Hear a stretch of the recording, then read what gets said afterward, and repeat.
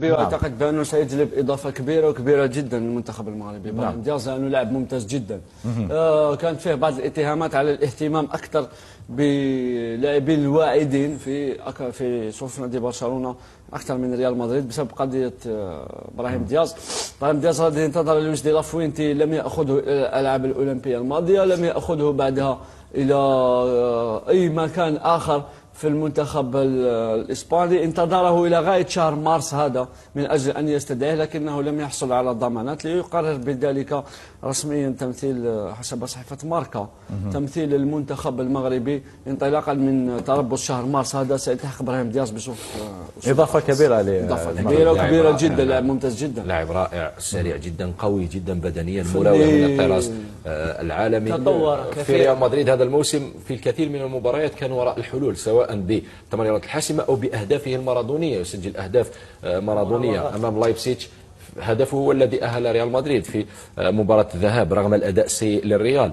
أمام فياريال أيضا هدف من وسط الميدان بعد انطلاقة راوغ 3 لاعبين ثم وضع الكرة في الشباك. لاعب رائع يا خويا، بدل لك نمط نتاع نوعية الهجمات. سبحان الله، بدل لك نتاع ريال مدريد، بدلها لك بتغيير نتاع دو بوست، بدل لك نمط كريمات. يغير اللعبة ذي من وجه المغرب، يعني يقدم إضافة. نقول لك كان إضافة كبيرة للمغرب لو كان ينضم للمغرب، راو إضافة كبيرة بالكدا. وراو نقول لك كان جوار صعيب تلقى، يعني صعيب تلقى كيفه حاليا النوعية نتاعو في البلدان العربية نحكيها. مع محمد في نفس الرأي، الإضافة القيمة هذه اللي ينتظرها ممكن الجمهور المغربي من إبراهيم دياز.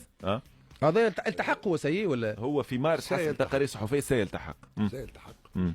عليه اختلاع مكانه امام النجوم شقاها امامه، خاطر الكونكورونس كبيره باش في المغرب. يعني المدرب مش يحير توا، مش يحير عدلي بالوجوه الجديده اللي جات، بابراهيم دياز، بالنصيري، يعني مش يحير في الاخر الى المباراه شوا. فهمتي ولا؟ وهذا هذه في مصلحه المغرب.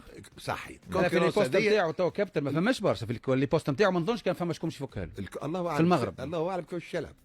عندك زياش، عندك كذا، عندك شكون باش ينحي، شكون باش يحط. هذيك راك عارف درواتي بوشي. نظن انا بلاصتو باينه، زياش على اليمين وهو على اليسار.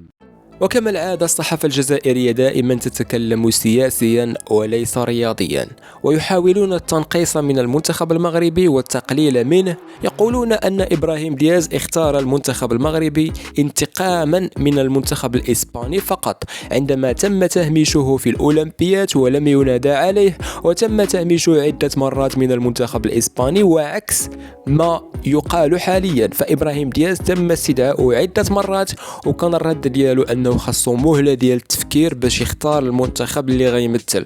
وهذا الحق هذا عند أي لاعب عنده أكثر من جنسية، من حقه ياخذ مهلة ديال التفكير باش يمثل المنتخب اللي غادي يستمر معه، وباش تكون عنده جنسية رياضية. فتحياتنا للإعلام التونسي اللي دائما كيهضروا بروح رياضية وكيهضروا بعفوية وكيهضروا بداك الشيء اللي في قلوبهم.